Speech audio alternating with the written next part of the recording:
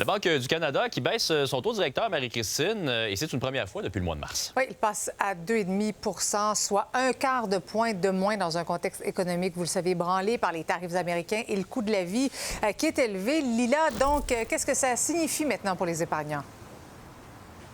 Mais la baisse du taux directeur, ça a clairement une incidence. Certains vont en être ravis. Ça a une incidence d'abord sur l'économie canadienne, mais aussi sur les finances personnelles. On parle de prêts hypothécaires, prêts personnels, mais aussi ça vient dicter aussi un certain niveau de vie. Un Canadien sur 4 aujourd'hui encore vit de l'insécurité alimentaire.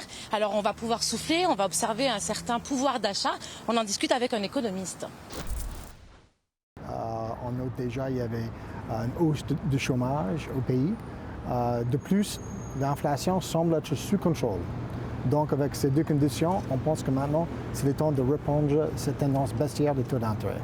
Donc, on veut booster l'économie. Exactement.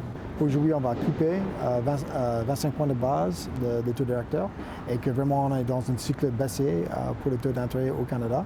Et c'est une bonne nouvelle pour l'immobilier, que ce soit les maisons ou pour l'immobilier commercial.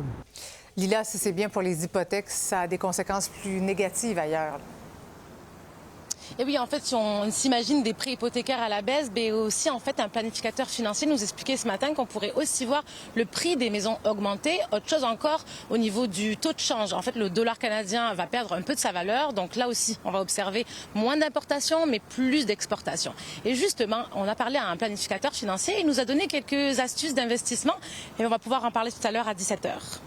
Merci. Merci.